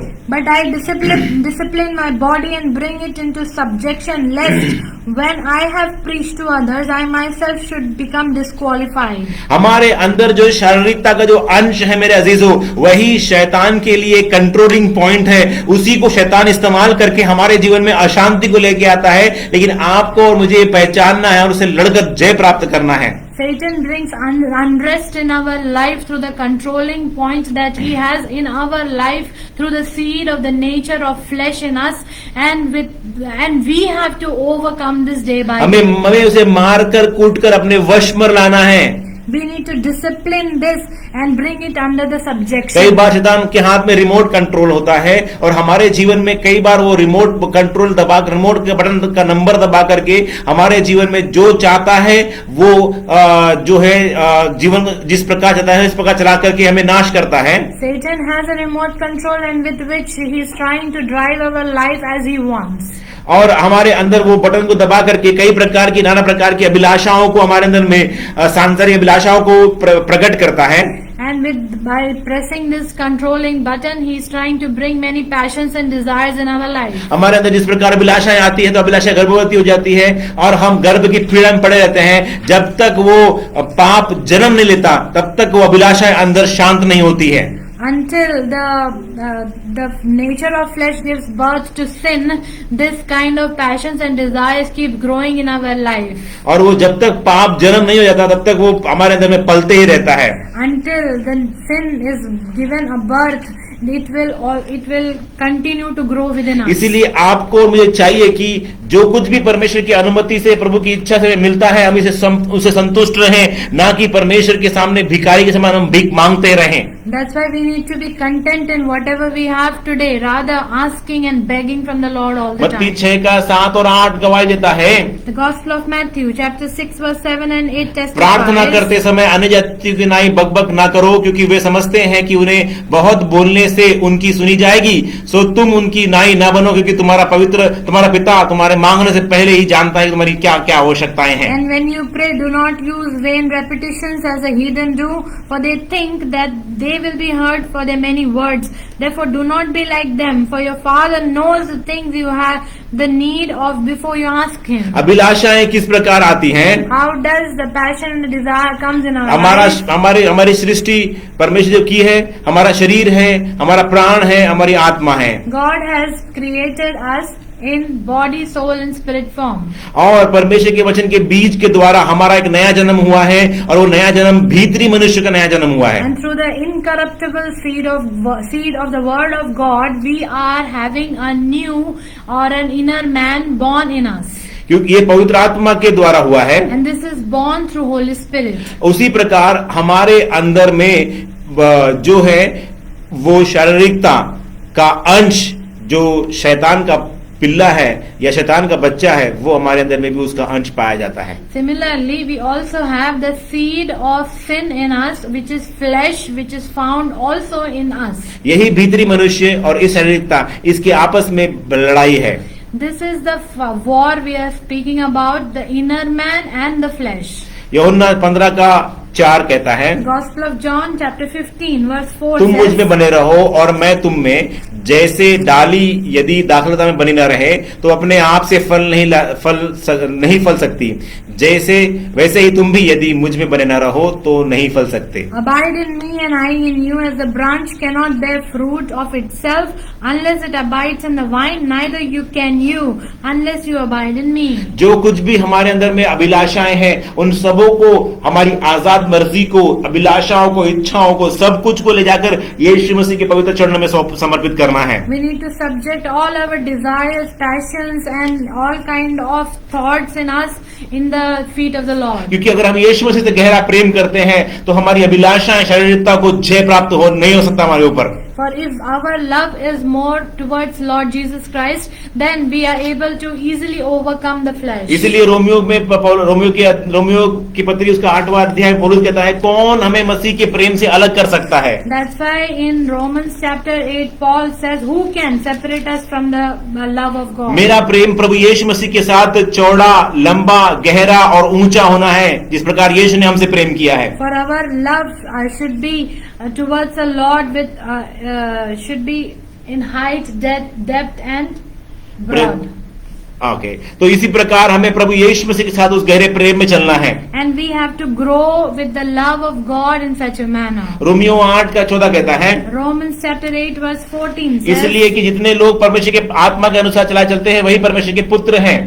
For as many as are led by the Spirit of God, these are sons of God. हम परमेश्वर के पुत्र हैं. We are the sons of God. हमें परमेश्वर के पुत्र हैं. We are the sons of और God. 19 में लिखा है, क्योंकि सृष्टि बड़ी आशा भरी दृष्टि से परमेश्वर के पुत्रों के प्रकट होने की बाट जो रही है. In verse 19, for the earnest expectation of the creation eagerly waits for the revealing of the sons of God. हमने भविष्यवाणियों के वचनों को देखा. We have seen the prophetical sign. हमने पॉलिटिकल राजनीतिक संकेतों को देखा. We have seen the political signs. अब हम कलीसिया संकेत देख रहे We हैं. are seeing now the ecclesiastical or church signs. और संकेत बताता है आप और मैं परमेश्वर के पुत्र हैं, And the church and this sign says that we are the son of God. क्योंकि हम उसकी आज्ञाओं को मानते हैं, अलगाव में रहते हैं. For we fulfill the will of the Lord and we obey His commandment and we walk accordingly. Romeo 8:11 कहता है, Romans chapter 8 verse 11 says, यदि उसकी आत्मा जिसने यीशु को मरे हुए में से जिलाया तुम में बसा है, तो जिसने मसीह को मरे हुए में से जिलाया वह तुम्हारी नाशवान देह को भी अपने आत्मा के द्वारा जो तुम में बसा हुआ है जिलाएगा। But if the spirit of him who raised Jesus from the dead dwells in you, he who raised Christ from the dead will also give life to your mortal bodies through his spirit who dwells in you. क्योंकि मेरे अजीजों, आप और मैं एक अच्छी कुश्ती लड़ते हुए आगे बढ़ना है। We have to fight a good fight and हमारे overcome. कब्र के ऊपर इस प्रकार से लिखा जाए कि मैंने अपनी विश्वास की अच्छी कुश्ती लड़ी है और मैंने अपनी दौड़ पूरी कर ली है। On our burial ceremony, this should be written that we have fought a good fight. इसीलिए जागते रहो और हर समय प्रार्थना करते रहो कि तुम इस वक्त आने वाली घटनाओं से बचे और मनुष्य के पुत्र के सामने खड़े होने के योग्य बने रहो। That's why we must be awakened, as it is written in the Gospel of Luke, chapter 21, verse 36. Gospel Luka of Luke, 21 का chapter 21, 36। 36. लूका Watch 21 का therefore. 36, हाँ। Watch therefore and pray always that you may be counted worthy to escape all these things that will come to pass and to stand before the Son of Man. इसीलिए मेरे अजीजों, आपको और मेरे अंदर में एक दृढ़ अभिलाषा होनी चाहिए। जिस प्रकार यीशु मसीह मारा गया, गाड़ा गया, जी उठा, उस प्रकार मैं भी अपने आप को समर्पित करता हूँ। चाहे कितनी परेशानी तकलीफ की ना हो, मैं दृढ़ता के साथ निशाने की ओर दौड़ता चला जाऊंगा। That's why we must have a confirm and a sure foundation that we are walking towards the right path, towards the coming of the Lord Jesus Christ, so that when He comes, we are found worthy to be taken. फिलिपियों 3 का 14 और 15 इस प्रकार कहता है, Philippians chapter 3 verses 11 through 15 says, ताकि मैं किसी भी रीति से मरे हुए में से जी उठने के पद तक पहुंचूं। यह मतलब नहीं कि मैं पा चुका हूं या सिद्ध हो चुका हूं, पर उस पदार्थ को पकड़ने के लिए दौड़ा चला जाता हूं जिसके लिए मसीह यीशु ने मुझे पकड़ा था। हे भाइयों, मेरी भावना यह नहीं कि मैं पकड़ चुका हूं, इस परंतु केवल यह कि एक काम करता हूं कि जो बातें पीछे रह गई हैं उनको भूलकर आगे की बातों की ओर बढ़ता हूं, निशाने की ओर दौड़ता चला जाता हूं, ताकि वह इनाम पाऊं जिसके लिए परमेश्वर ने मुझे मसीह यीशु में ऊपर बुलाया है। सो हम में से जो जितने सिद्ध हैं यही विचार रखें, और यदि किसी बात में तुम्हारा और विचार हो तो परमेश्वर उसे भी तुम पर प्रकट करेगा। Philippians chapter 3 verses 11 through 15, if by any means I may attain to the resurrection from the dead, not that I have already attained or am already perfected, but I press on that I may lay hold of that for which Christ Jesus has also laid hold of me. Brethren, I do not count myself to have apprehended, but one thing I do, forgetting those things which are behind and reaching forward to those things which are ahead. I press toward the goal for the prize of the upward call of Christ in Jesus, God in Jesus Christ. Therefore, let us, as many as are mature, have this mind, and if in anything you think otherwise, God will reveal even this to you. यहाँ पे इस प्रकार लिखा है, पौलुस कहता है, मैंने यीशु मसीह को थामा हुआ है, पकड़ा हुआ है, और मैं निशाने की ओर दौड़ता चला जा रहा हूँ। As here, Paul says that I have hold of that of which Jesus Christ has also hold of me. और कोई दूसरा गलत संसार का विचार हमारे अंदर में न आए। And we should not have any second thought in our life from the हम world. अपने विश्वास के साथ वचन से कमर को कसकर हमें दौड़ना है। Through our faith and through the word of God, we have to gird up our loins. हमें दृढ़ता के साथ आगे बढ़ना है। We have to hold fast and go. संसार for के sure. मरे हुए कामों के साथ हमारा कोई लेन देन नहीं है। We have no partake in with the world. शिमशोन ने जिस प्रकार मरा हुआ सिंह में से उस मधु शहद को खाने से उसके ऊपर का अभिषेक चले जाने का कारण वो बन गया, उसी प्रकार आप और मैं मरे हुए कामों में से हाथ डालेंगे तो आपके और मेरे ऊपर से अलगाव का अभिषेक हट जाएगा। Samson lost his anointing because he ate from the dead honey, and when from dead lion he ate the honey from that, and because of that he lost his anointing. Similarly, we should not eat from the dead works of this world and lose our anointing. मरे हुए कामों से आपका और मेरा अभिषेक हट जाता है। Through the dead works we lose our anointing. दूसरा कुरिन्थियों 5वां अध्याय उसका 1 से लेकर 9 तक इस प्रकार कहता है, 2 Corinthians chapter 5 verses 1 through 9 says, क्योंकि हम जानते हैं कि जब हमारा पृथ्वी का डेरा सरी का घर गिराया जाएगा तो हमें परमेश्वर की ओर से स्वर्ग पर एक ऐसा भवन मिलेगा जो हाथों से बनाया हुआ नहीं परंतु चिरस्थायी है।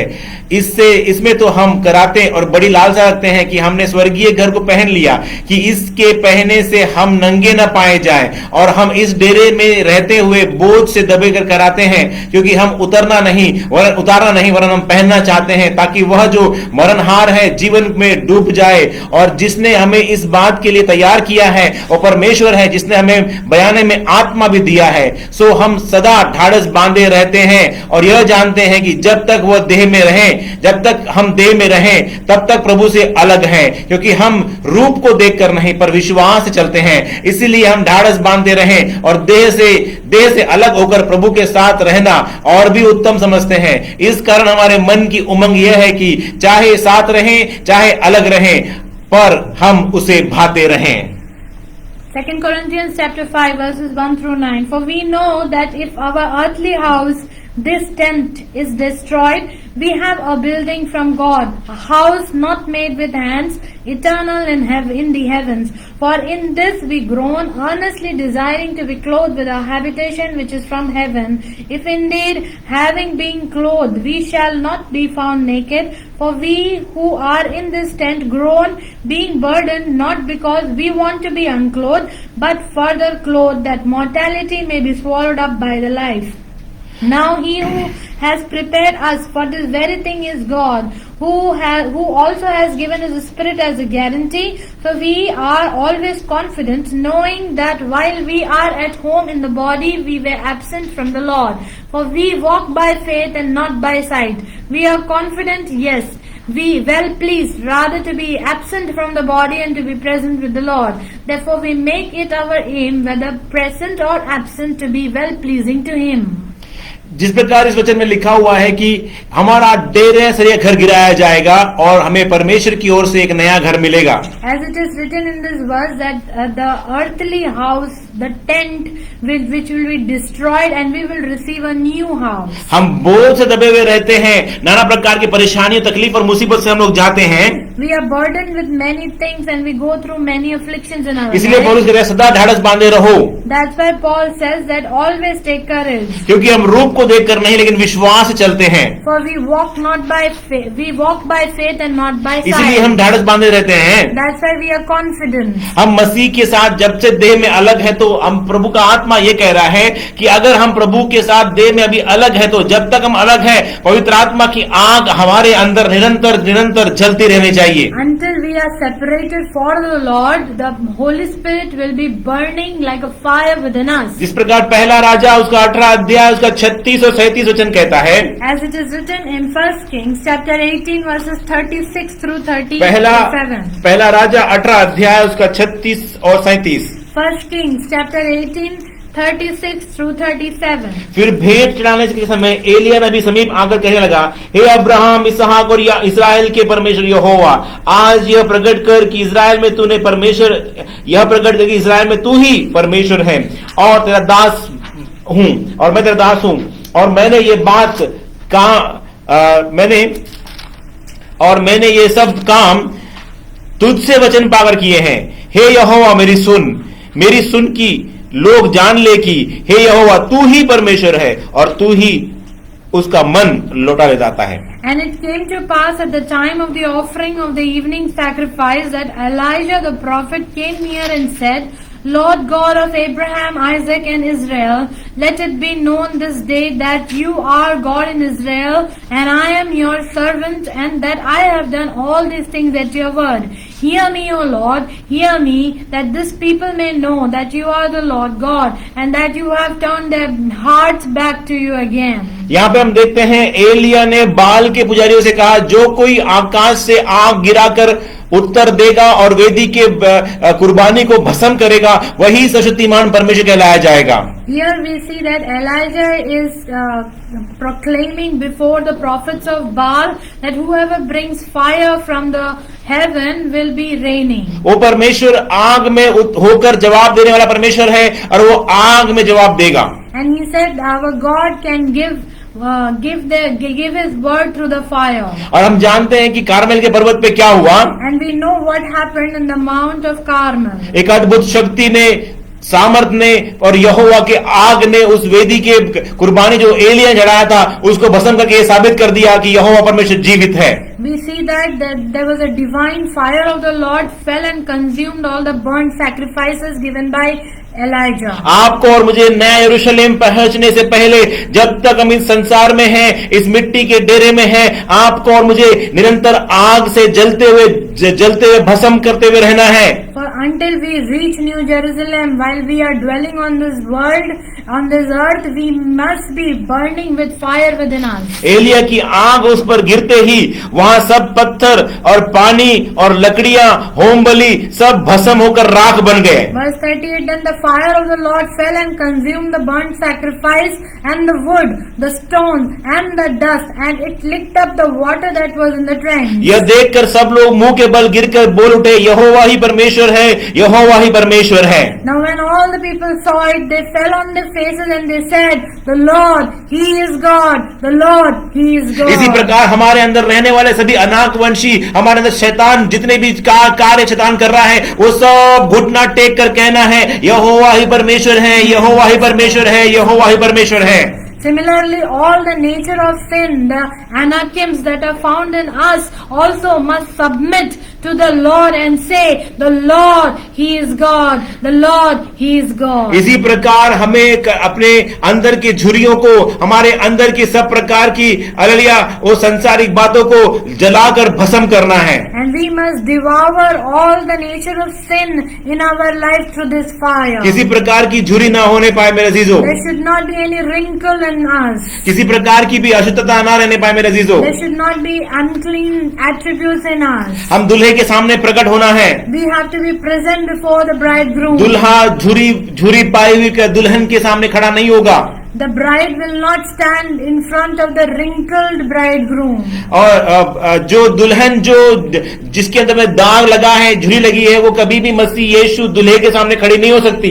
The bride who has the spot and the wrinkle cannot stand in front of the bridegroom. इसलिए आए वो यहोवा परमेश्वर पवित्र आत्मा की आंख को पाकर हम जलकर शुद्ध और पवित्र हो जाएं और उसकी सामर्थ को महसूस करें और नए यरूशलेम के लिए अपने आप को तैयार कर लें। That's why let's receive the fire and the anointing of the Holy Spirit and consume all the filthiness in us so that we are holy and blameless in front of the Lord God Almighty. हम नए यरूशलेम के लिए बाट जोने वाली नई कलीसिया हैं। And we are the one to seek the New Jerusalem.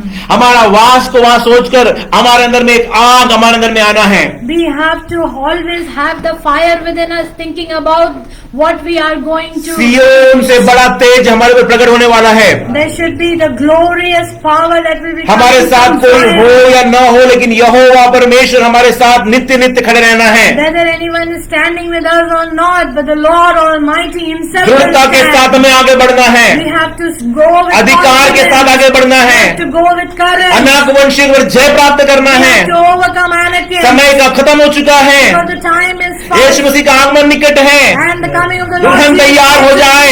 Let the दुल्हन bride तैयार हो जाए। Let the दुल्हन मारानाथा का bride गीत गाएं। Let the bride sing मारानाथा, मारानाथा, यीशु मसीह शीघ्र आ। Lord Jesus Christ Yeshu is Masih coming शीघ्र soon. आ।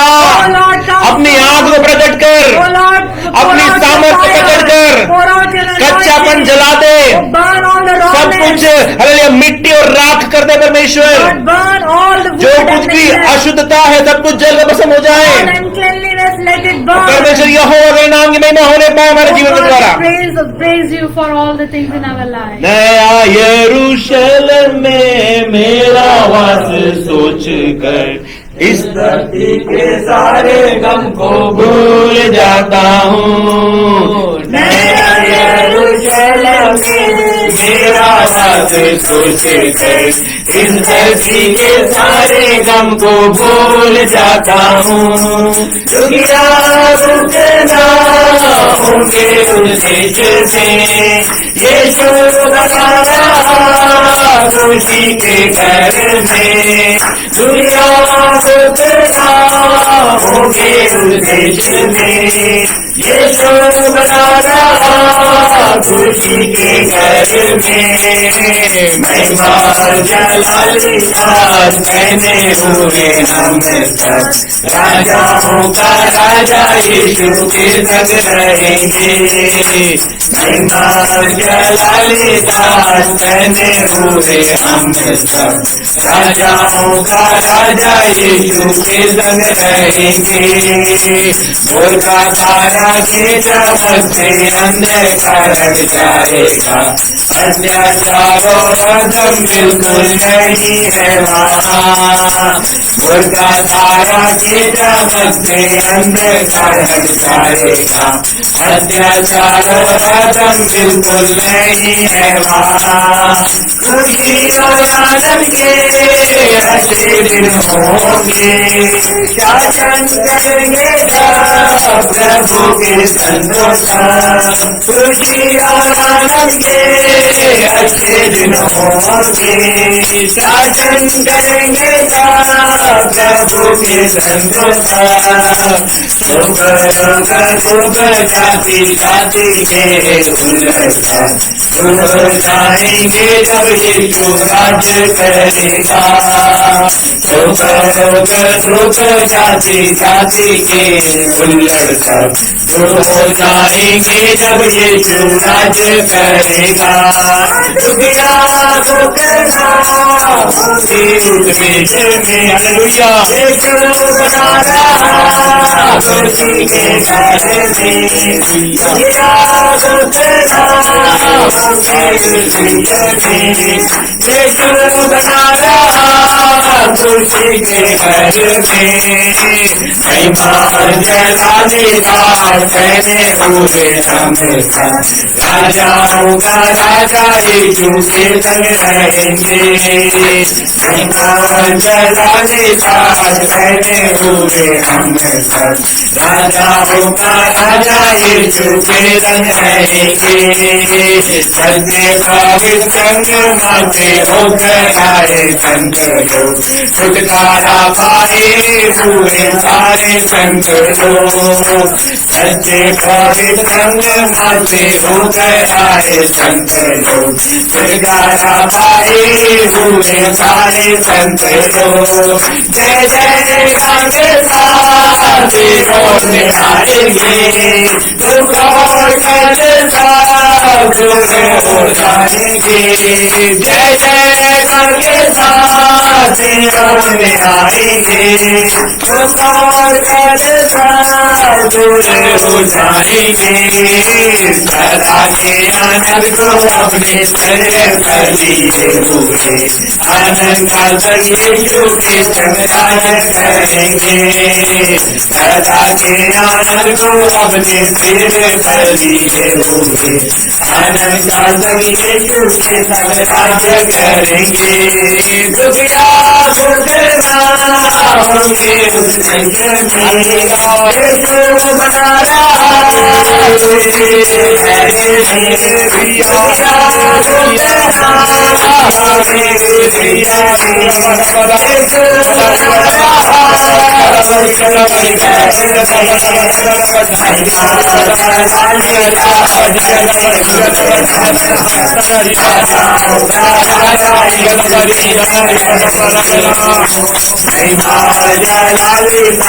कहने हुए हम सब राजाओं का राजा यीशु के संग नया यरूशलेम में मेरा वास तुझ कर इस धरती के सारे रंगों भूल जाता हूँ नया यरूशलेम में मेरा वास तुझ कर इस धरती के सारे रंगों भूल जाता हूँ दुनिया को तेरा होगी उस देश में यीशु बना रहा खुशी के घर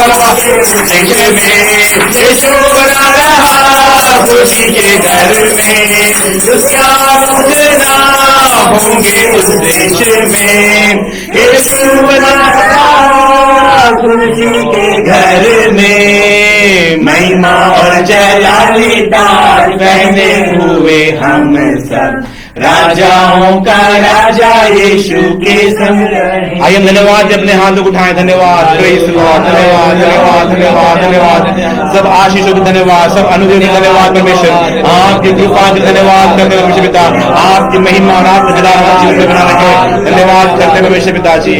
और अब पिता का प्रेम, प्रभु यीशु मसीह का अनुग्रह और पवित्र आत्मा सभागता अब से लेकर जब तक खुदावंद यीशु मसीह दोबारा बादलों पर न आ जाए तब तक हमारे बीच में हमेशा हमेशा होती रहे। खुदावंद यीशु मसीह की, खुदावंद यीशु मसीह की, यीशु मसीह की, जल्दी आने वाला, जल्दी आने वाला यीशु मसीह की, मारानाथा मारानाथा मारानाथा, यीशु मसीह शीघ्र आने वाला है। हालेलुया हालेलुया हालेलुया, परमेश्वर के नाम की महिमा होने पाए। सबको जय मसीह की।